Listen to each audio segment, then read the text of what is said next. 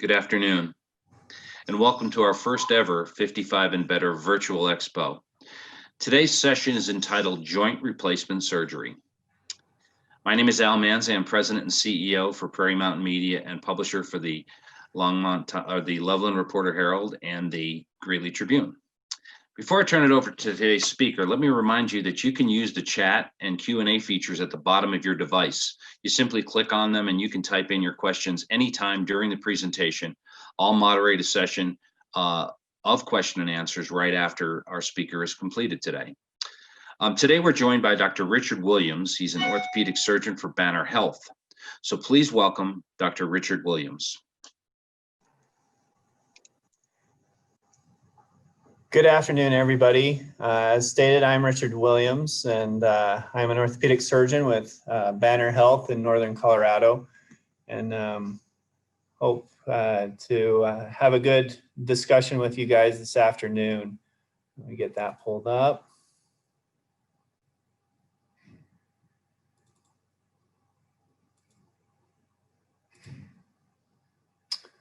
All right, so today we're going to talk a little bit about the benefits of remaining active while we age. And then one of the big components of that is arthritis and potential joint replacement surgery. So that's what we'll be focusing on for the next several minutes.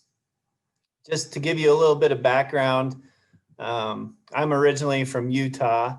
I did my undergraduate studies at Utah State University in Logan, Utah. From there, I moved to Milwaukee, Wisconsin to go to medical school at the Medical College of Wisconsin.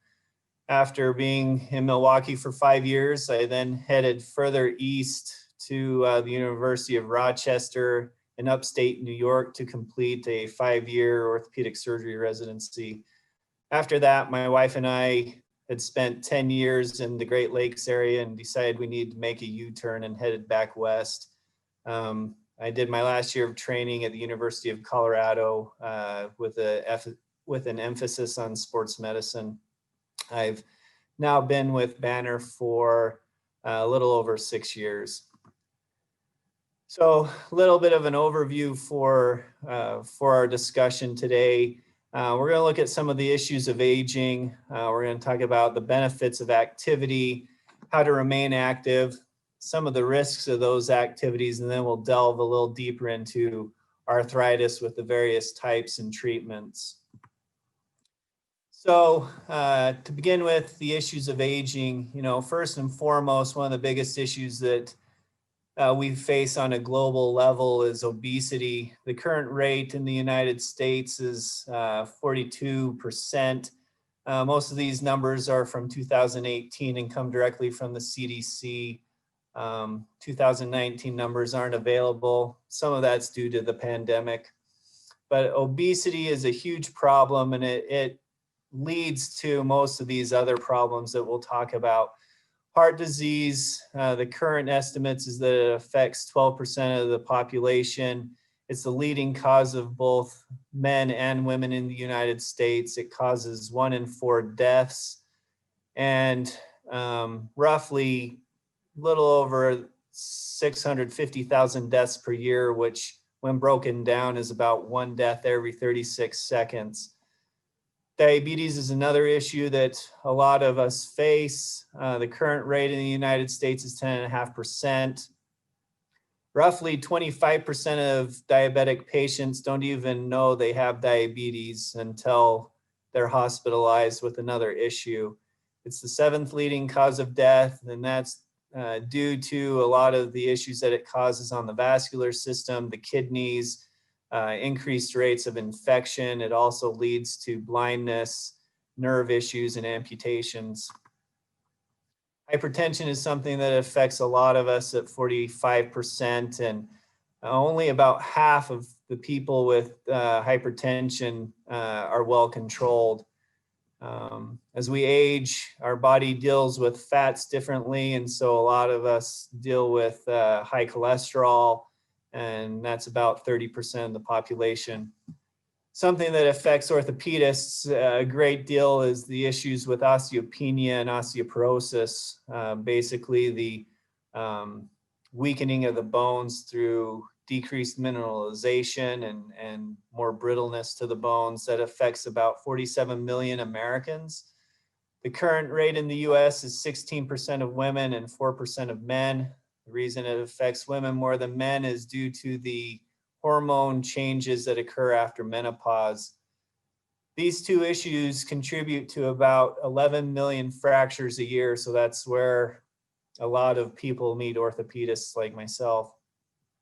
Other issues that occur are loss of muscle mass, and then arthritis, and I'll just briefly mention it here because we'll go into a lot more depth with the arthritis here in a few minutes. But one thing to note, arthritis is the leading cause of disability in persons over the age of 55. So activity carries a lot of benefits. One of the main benefits is it helps us all remain independent. It does that by maintaining and increasing strength, flexibility, stamina, balance. It can help with a lot of those issues that I just talked about by controlling weight, lowering blood sugar, lowering blood pressure, and lowering cholesterol. By addressing those, it reduces the risks of heart disease and stroke. Remaining active helps prevent bone loss. It maintains muscle tone and memory. It maintains flexibility and stability. It helps control joint pain and swelling. It improves our blood flow through the vascular system, and it improves our mood and our sense of well-being by decreasing the rates of depression and anxiety. The recommendation from the CDC, the American Health Association, the American Academy of Orthopedic Surgeons is to participate in at least 30 minutes of activity per day. And this doesn't need to be strenuous activity by any means. And we all recommend to start slowly. Aerobics are a key part of that, and simple walking carries significant benefits. With walking, you can, when we talk about starting slow, just park a little further away from the store, take the stairs if possible, get a pedometer and set a goal of reaching that 10,000 recommended steps per day. Find comfortable shoes with good support to help with the feet, ankles, knees, hips, and back. Work into cross training, specifically low impact activities like cycling, swimming, yoga, Tai Chi, and dancing. By remaining active, again, flexibility, agility, balance will improve, but to help with those improvements, start with a good stretch before and after the activity. It should be gentle. There's no need to bounce. Hold the stretch for 30 seconds. And remember, a stretch should not hurt. Strength is a big part of remaining active. Resistance training plays a big part of that, whether it be closed or open chain exercises, resistance bands. You really want to focus on having a good core to begin with. The core includes the back, the stomach, and the buttock muscles. Pilates and yoga are good low impact ways to work on core strengthening. You want to try to work each muscle group about 2 times a week. Most strengthening is most effective when done slowly. Remember, lighter weight, higher repetition are easier on the tendons, ligaments, muscles, and joints as we age. And focus on good form and technique. And you don't want to neglect hydration and nutrition as you get into an active lifestyle. Now, activity does carry some risks. Again, this goes back to some of the effects of aging.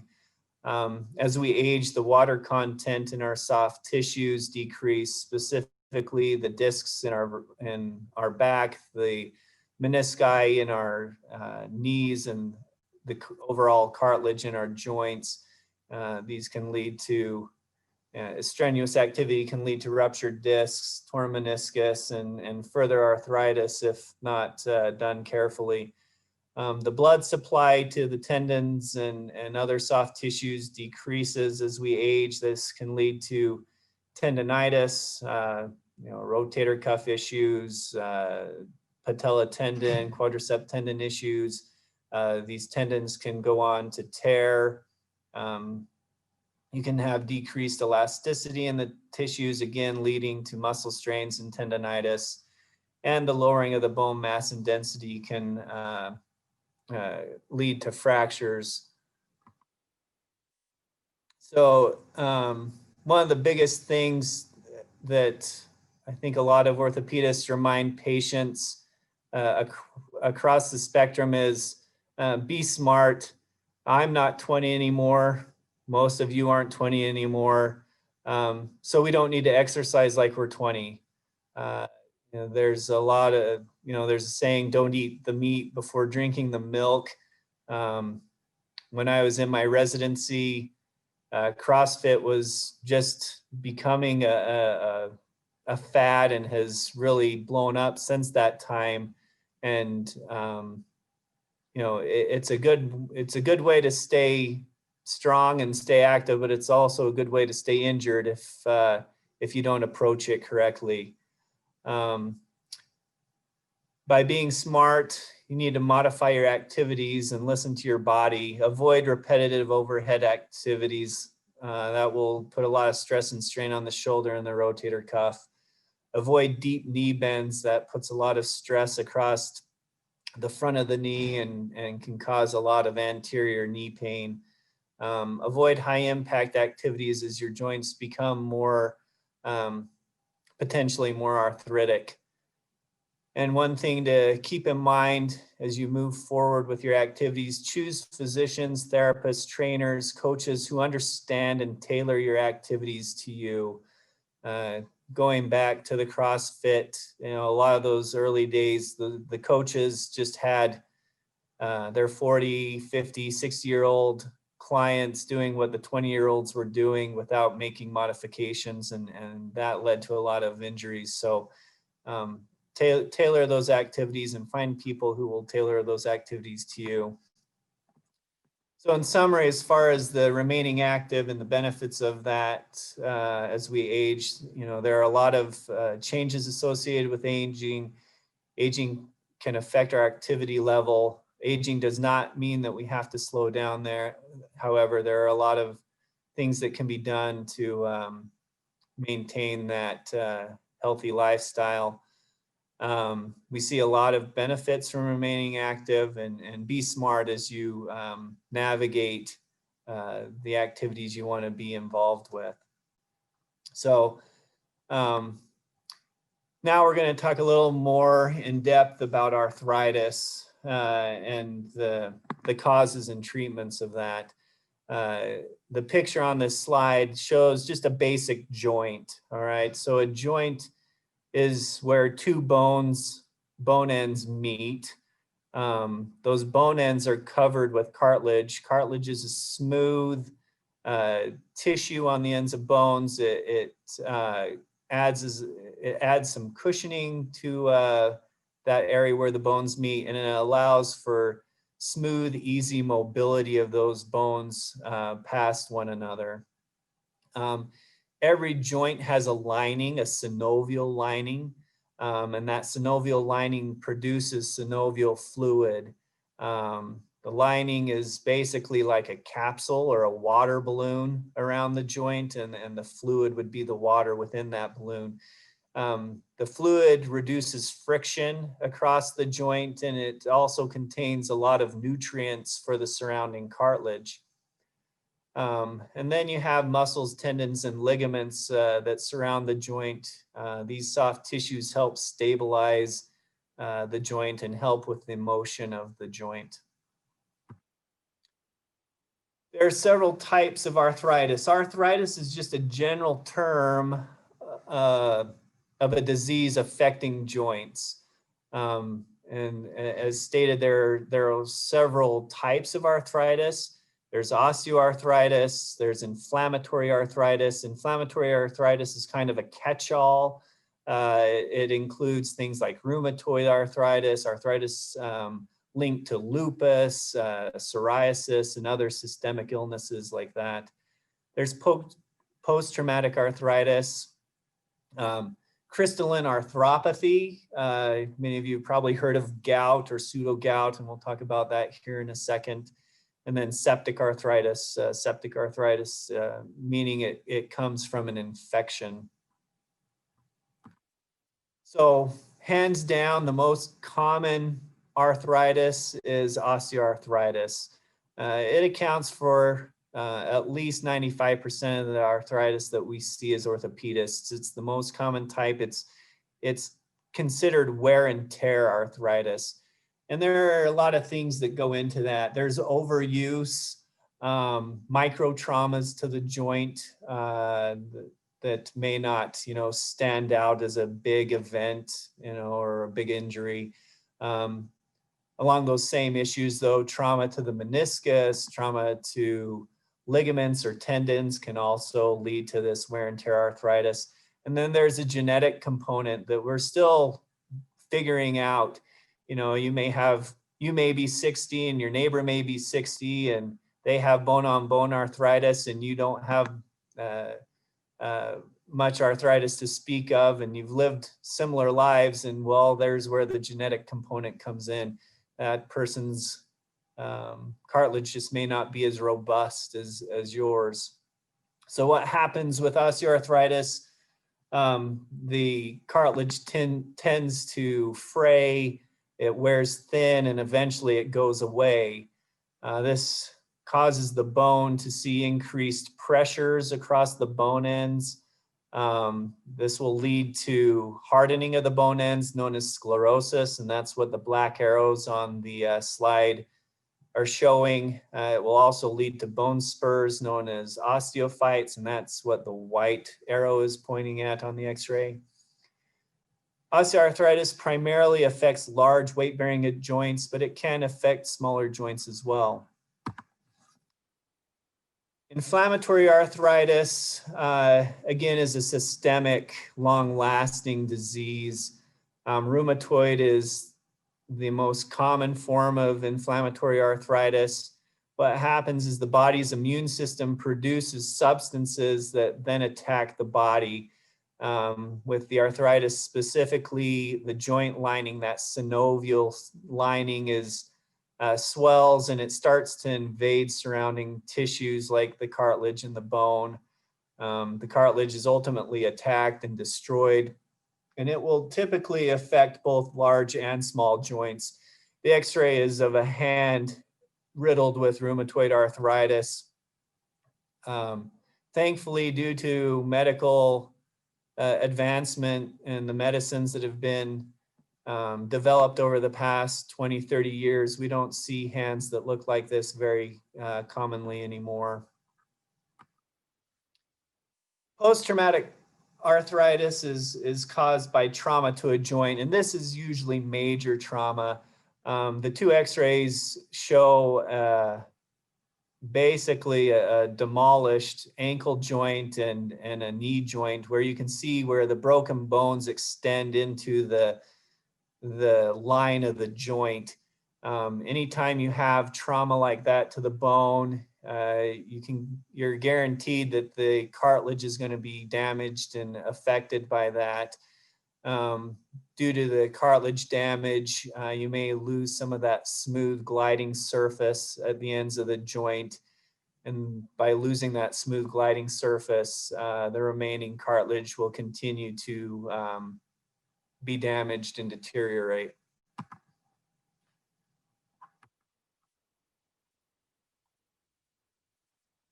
Crystalline arthritis or arthropathy is caused by gout or pseudo-gout. This is commonly thought of as a disease of kings and queens due to rich diets.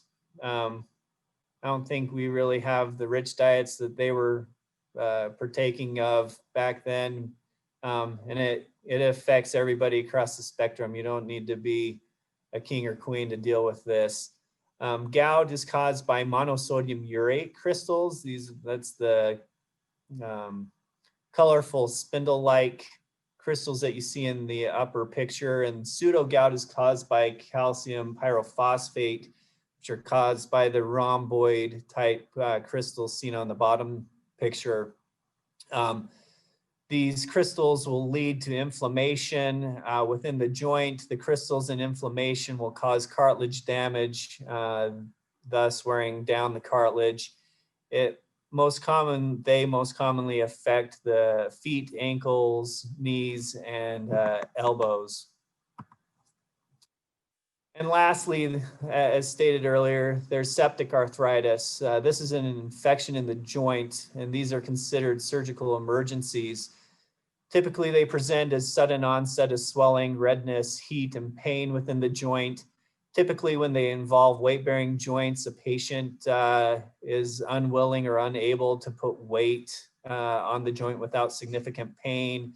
Simple range of motion of the joint is overly painful.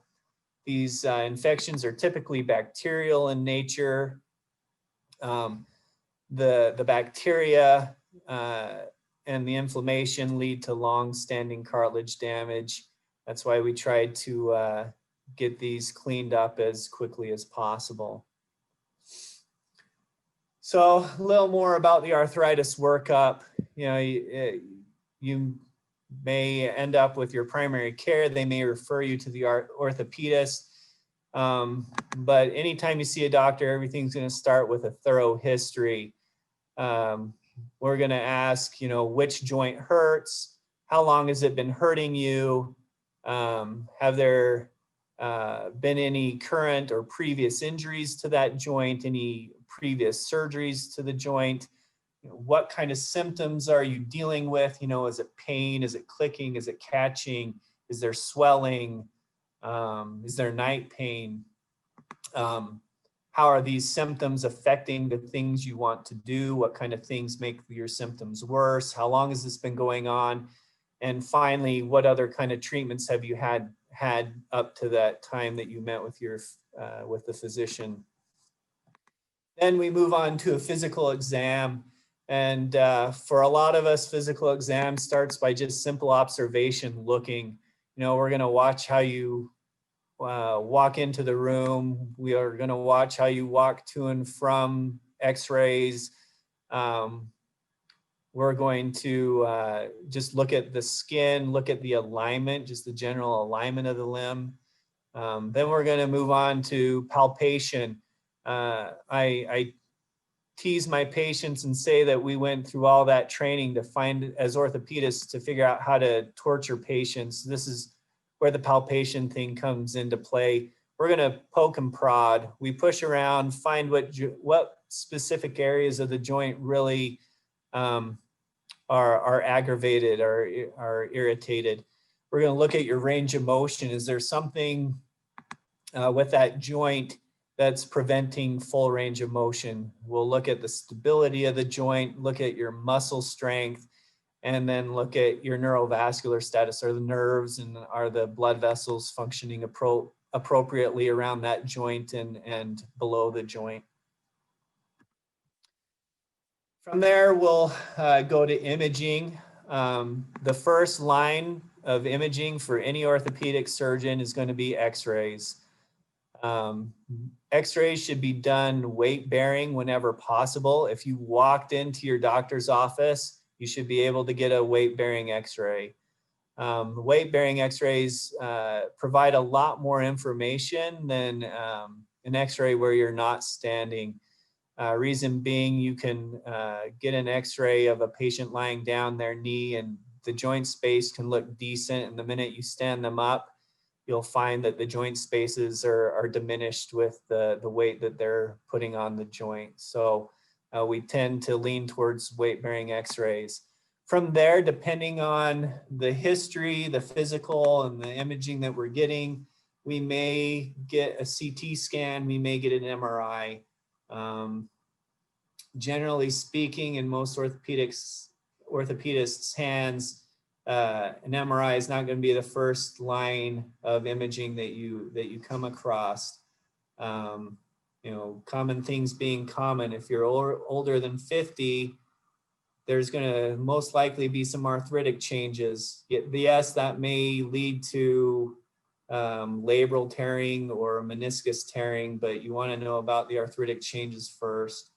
In certain instances, specifically with inflammatory arthritis or with infection or gout, we'll get some lab work. We want to see what your white blood cell count is, what your inflammatory markers are, and specifically with inflammatory arthritis, some other markers to really pinpoint what the cause of your arthritis is. Now, there are several treatments for arthritis, and we'll run the gauntlet with this, starting conservatively or with non-surgical treatment. The first line of treatment really is rest and activity modifications. From there, if your symptoms persist, then we typically go to medications like non-steroidal anti-inflammatories. This includes ibuprofen, Aleve, some prescription strength stuff like meloxicam or Celebrex. Tylenol can help with pain receptors, depending on what's going on. If it's a flare of arthritis in the back, you may try a course of oral steroids. And you can try supplements as well. Turmeric is a natural anti-inflammatory that a lot of people will try. A lot of patients will ask about glucosamine and chondroitin. The literature is split basically 50-50 on the effectiveness of glucosamine and chondroitin. So that really puts us in a bit of a conundrum. What do you tell patients? Typically, most of us will say it's worth trying. If you try it, you got to be diligent about doing it, taking it daily for 2 to 3 months. If you notice improvements, then by all means, continue taking it. If you don't notice improvements, then you should probably save your money and spend it elsewhere. There are a number of injections that would be kind of our next option as far as medicines go for treating arthritic symptoms. You can use cortisone as a localized anti-inflammatory. There's viscosupplementation or hyaluronic acid. Hyaluronic acid is a natural component of our synovial fluid. It acts as a nutrient to the cartilage. It helps lubricate the joint. It does add a bit of a cushion or buffer to the joint. I put asterisks by platelet-rich plasma and stem cells because the jury is still out on those. They're still considered experimental by all insurances. By being considered experimental, insurances will not pay for it, so it's an out-of-pocket expense.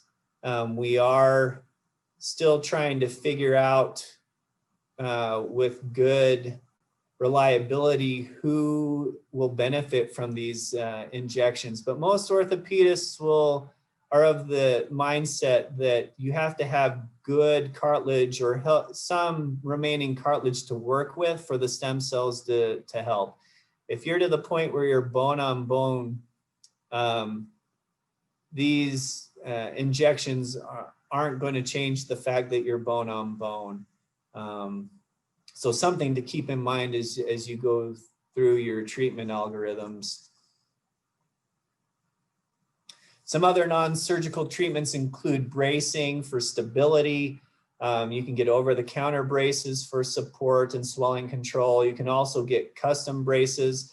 The brace that's on this slide is a medial unloader brace. Unloader braces are designed to shift your weight from the arthritic, painful areas of your joint to the healthier, non-arthritic parts of your joint. You can use ambulatory assists like canes or walkers for stability. modify your activities. If it hurts, you should avoid it, but still remembering that activity is good. And then physical therapy and home exercises can help by maintaining range of motion, by preserving strength, and by helping stabilize the joint. Strengthening can also aid in taking pressure off some of the painful areas of a joint. Then we get to surgical treatment or options. There are a number of options: arthroscopy, cartilage restoration, joint realignment, joint fusion, and joint replacement. Arthroscopy has a limited role in arthritis. Arthroscopy is really not designed to treat arthritis. Now, it can help clean up loose or frayed tissue. It can help clean up torn tissue, but it's not restoring any of that tissue. On the arthroscopy picture on the top, you can see frayed cartilage. There's a torn meniscus. The arthroscopy is really just going to use a shaver and trim all that down and make it as smooth as possible. On the bottom arthroscopy picture, there's exposed bone there on both the femur and the tibia, on both sides of the meniscus. Again, there's no restoring that cartilage with an arthroscopy. So, the pros of an arthroscopy would be, outpatient surgery, quick return to activities without limitations, but the results are somewhat unpredictable in the amount and the duration of relief that a patient will receive. There's a lot moving forward with the science of cartilage restoration. This is really reserved for a focal defect. Focal meaning it's just one little spot in the joint. And the top picture shows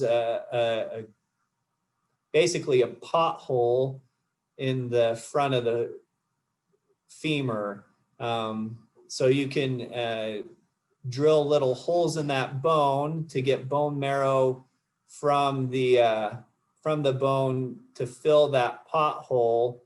The cartilage that fills that pothole is never as good as the cartilage you were born with, and the results are short-lived. Most patients within 3 to 5 years will have some recurrence of symptoms.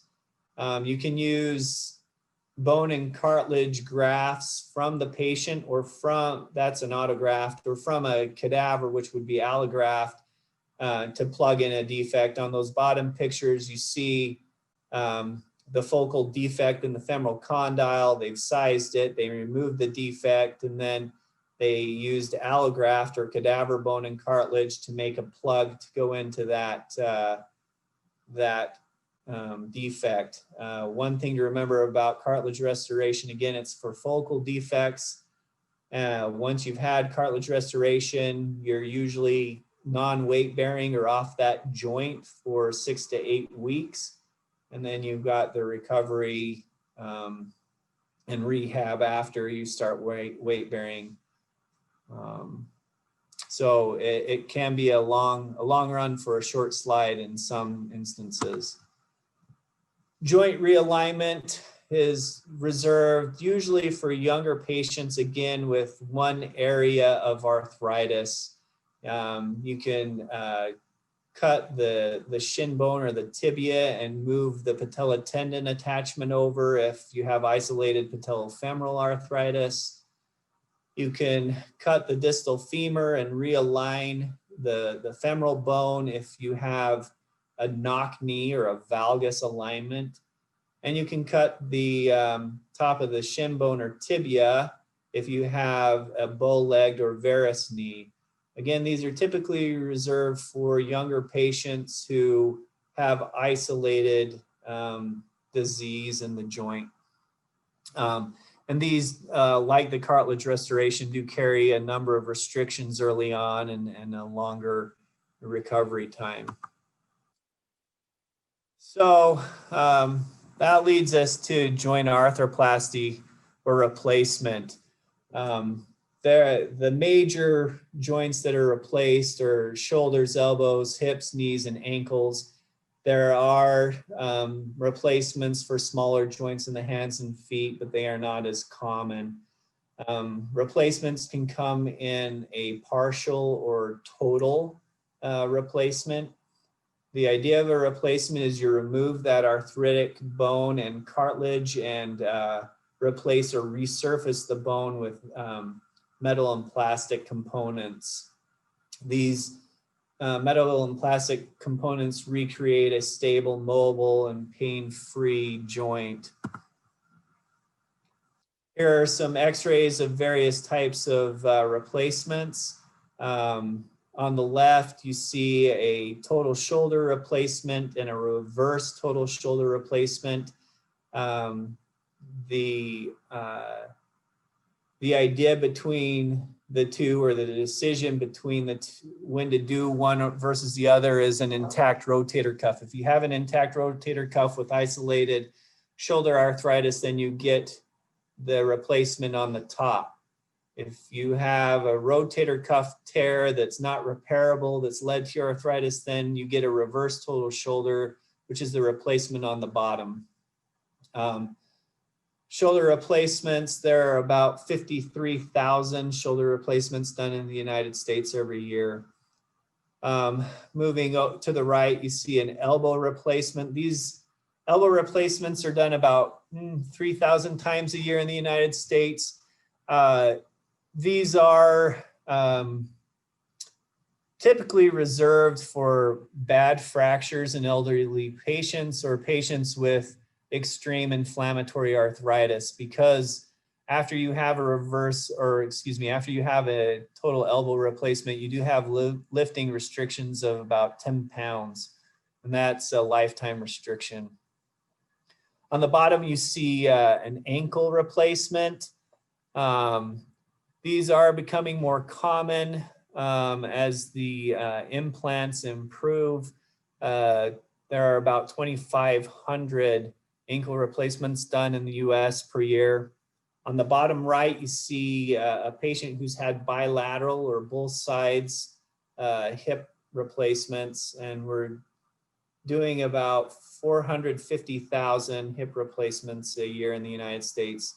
And then on the top, you see a total knee replacement, which by and large is the most common joint replacement done in the United States at 800,000 per year.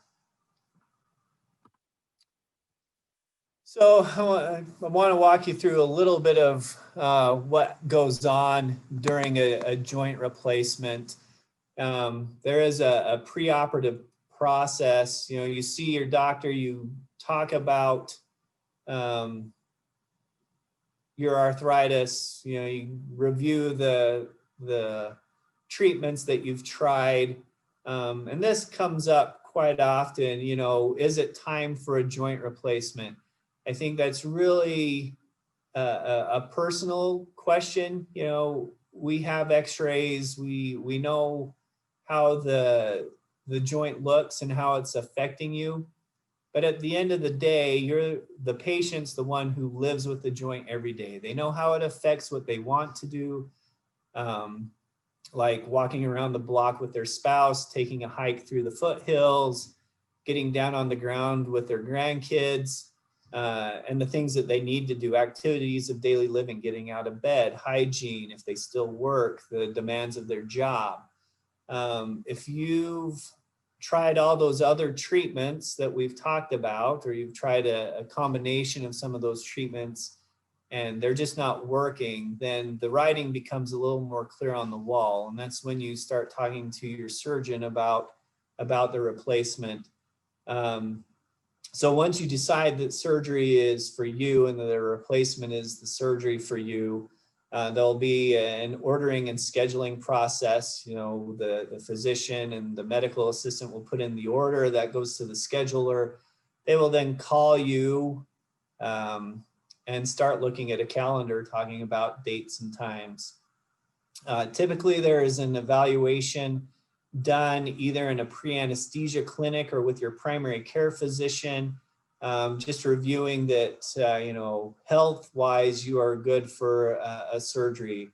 Looking at your hearts, your lungs, things like that.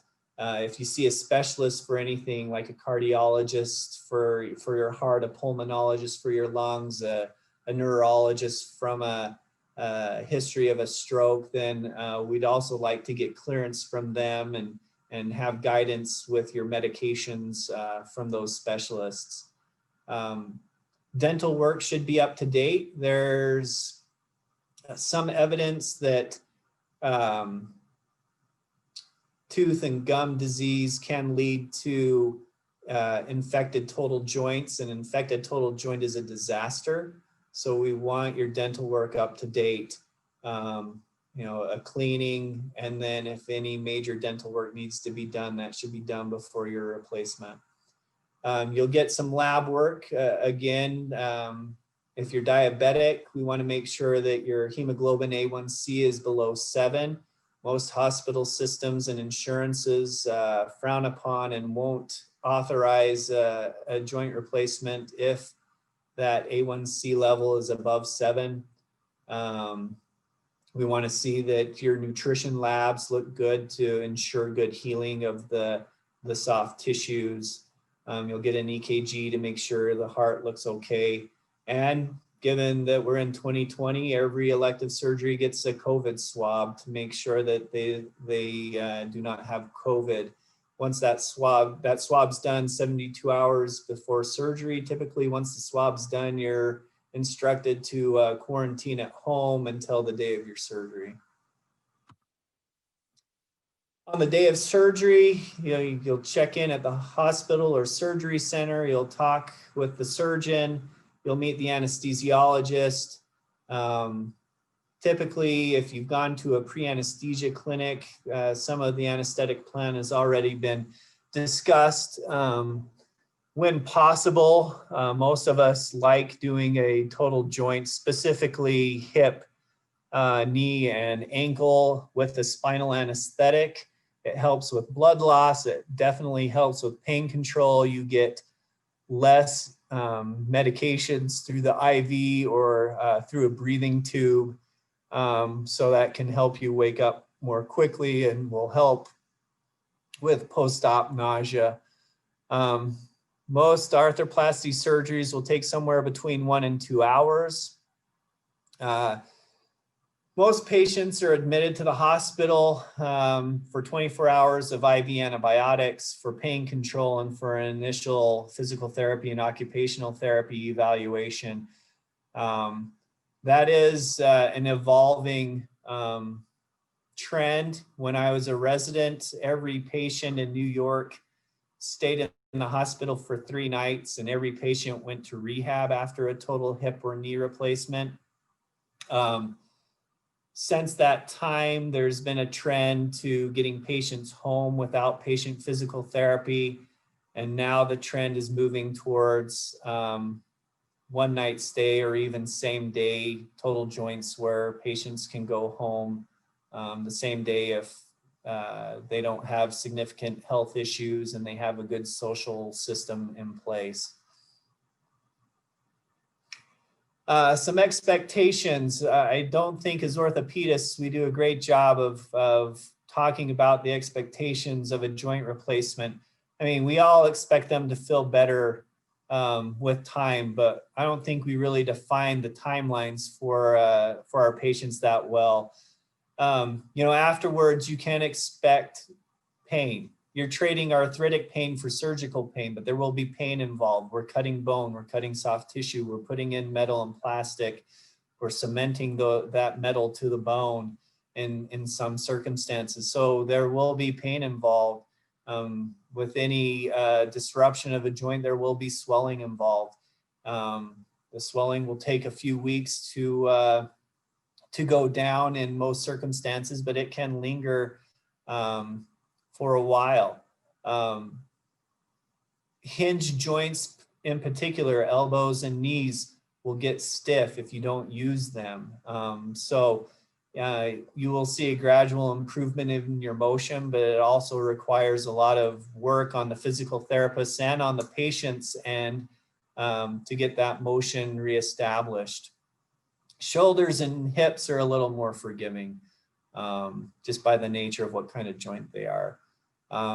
As your motion improves, you'll begin to see gradual improvements with strength, stability, and stamina. It will take most hips and knees, we say, will take about 3 months to feel better after a joint replacement surgery. For shoulders, you have to keep in mind that you'll be in some kind of shoulder immobilizer or sling for 6 weeks after the surgery. And the brunt of your rehab doesn't start until after you come out of that immobilizer. So after you're out of the immobilizer, again, it will take roughly 3 months to get back to where you're feeling back to normal. That being said, you can continue to see improvements with your strength, your stamina, and your dynamic stabilization a year, sometimes 1.5 years out from your surgery. So you have to be patient. Unfortunately, surgery doesn't mean no pain and a great joint 2 days afterward. With a good surgery and with dedicated rehab, things will go well and you can return to normalcy. This picture, this slide shows the various members of the orthopedic team at Banner. Dr. Tom Atwood and Dr. Ryan Moss are podiatrists. They'll deal with the majority of the arthritis in the foot and sometimes the ankle. They're the ones who will deal with the small joint arthroplasties or fusions performed in the foot.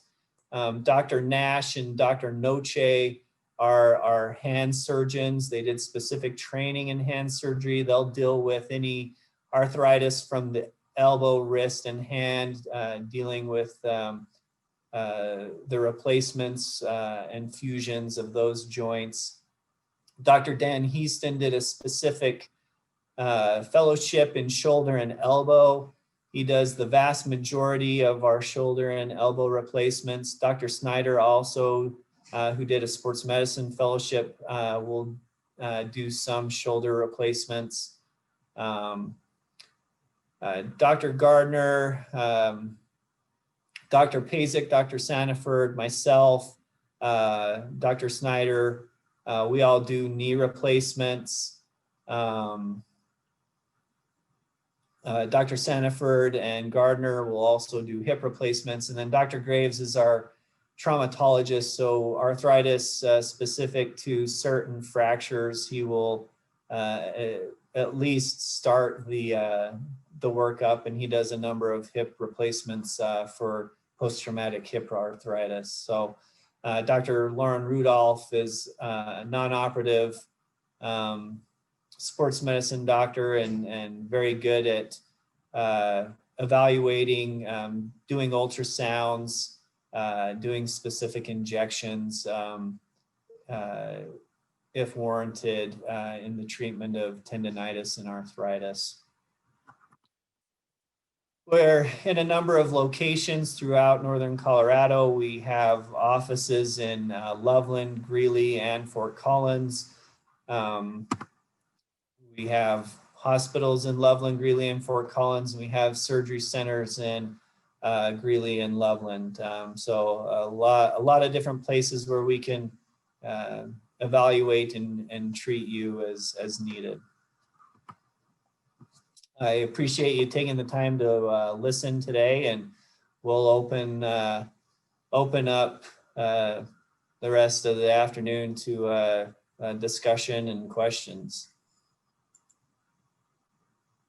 Dr. Williams, that was incredibly thorough. Thank you so much for taking the time to talk to us.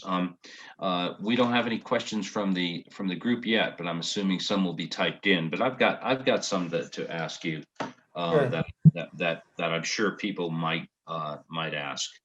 Can you talk a little bit about PRPs and stem cells? I know you said the jury's out on them, but there's so many clinics and so many doctors out there that are doing these injections for just about all kinds of treatments. I mean, everything from hair loss to pain. So can you talk a little bit more about those those non-surgical options? Right. So PRP stands for platelet-rich plasma. What happens is, if you have tendonitis or arthritis or a specific joint issue,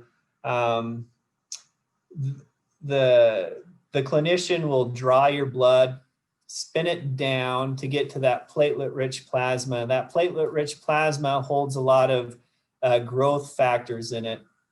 And those growth factors can be injected at the tendon site or within the joint. PRP has been shown to be I shouldn't say very, but it is very helpful with tendonitis issues, tennis elbow, Achilles tendon, quad tendon, patella tendon, rotator cuff. It's a little less helpful with joints. One thing you have to remember with PRP injections is there are a number of ways to spin it down and prepare it, and every company who has a centrifuge, has different parameters that they're looking at. So you're not necessarily getting the same product between clinicians or even between companies with the centrifuge.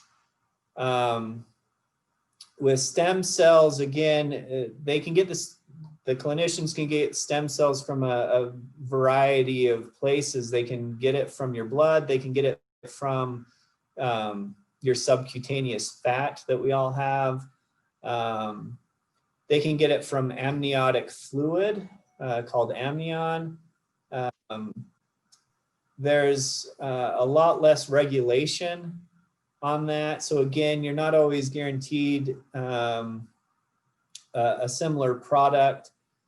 If you're going to go down the stem cell route, I encourage you to do some due diligence, research the clinic where you might be going, research the person that might be giving the injection. They're not, I mentioned this, it's not covered by insurance, so it can carry a hefty fee out of pocket. So you want to make sure you know what you're getting into before you go down that road for something that may or may not work. One thing that has been advocated is there are clinics doing trials. If you can find an FDA funded trial in your area for stem cells and you meet the inclusion criteria, you may be able to get a stem cell injection for free, but it's not a guarantee. And I think, I've noticed this on airplanes. You open up the magazine and you'll see the arthritic knee where it's bone on bone with the hardening and the bone spurs, and then they have an x-ray next to it of a normal knee. Stem cells will not take you from an arthritic bone on bone knee to a normal knee. You need to have your expectations in check. If you think that you're going to go from an arthritic knee to a normal knee, that is not what stem cells do. Thank you so much. Exercise is an interesting one because, as we continue to exercise, we wear out our joints. So are there specific exercises now and new machinery that might be out there, like vibrating plates and things like that may put less pressure on the joints, but still do a good job of exercising our bodies? Yeah, so the exercise, it gets back to the lower impact exercises. For runners, that's a hard one to swallow. But transitioning to cycling, exercise bikes, ellipticals, getting in a pool for water aerobics, or even walking against the current in a lazy river. Those are all good forms of low impact cardio exercises. The vibrating plates can help activate some of the muscles and get those, the blood flow to the muscles going. So it's really, you want to avoid what hurts, but you also have to find that fine line of keeping the joints moving, keeping those muscles activated. With lifting, again, lower weights and higher repetitions will be more beneficial than when you were 25 trying to max out on your bench press. Once you're 50, even when you're 40, there's no need to do that. You're just putting excess strain on those joints and those tissues. So for knees specifically, a good rule of thumb when you're doing a squat, a leg press, a lunge, once that knee goes in front of your toes, you're putting excess pressure on that joint. So if you can keep your knee flexed at 90 degrees, that will decrease the stress and strain on that knee joint. And by the kinetic chain will also reduce stress and strain across your hips, because your hips won't be flexed as much, and your ankles, because your ankles won't be flexed as much. So there are just some simple modifications to the weightlifting and generally doing the lower impact activities that will be the most beneficial. Excellent, thank you. We have a question from the audience on pre-existing condition of Parkinson's disease. How does that impact joint replacement surgery? So that's a great question.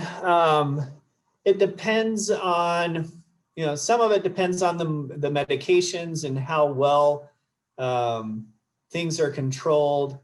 The biggest issue that we've come in contact with joint replacement and Parkinson's disease in the past has been hip replacements. There was a high rate of dislocations after hip replacements and with patients having Parkinson's. The good thing is there have been a lot of developments since that time. A lot of hip replacements were done from a posterior approach, which disrupted a lot of capsule, disrupted a lot of the posterior tendons and muscles that help stabilize the hip. And that, along with the Parkinson's and the way that patients with advanced Parkinson's disease walk, would lead to those dislocations. Well, now the anterior approach has become much more common and much more popular, and actually does a lot better job at minimizing capsule disruption, minimizing soft tissue disruption, and really doesn't touch anything in the back. So the rate of dislocation in Parkinson's disease has really gone down with that anterior approach. Knees, elbows, things like that really aren't affected all too much with Parkinson's disease. It was really the hips that had issues in the past.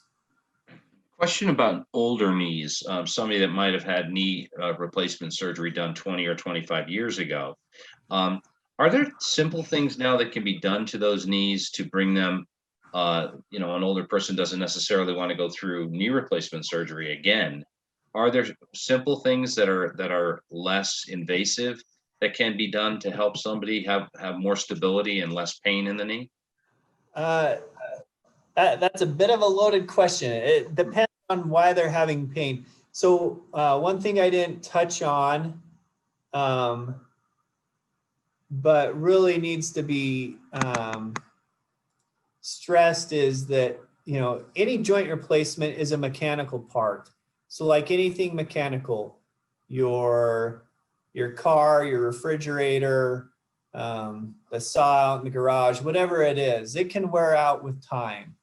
All of these implants have some plastic component to them. The plastic component wears out the quickest. There have been a lot of advances in how the plastic is sterilized, how it's processed, how it's cross-linked. So it is a lot stronger than it was historically, but it will still wear out over time.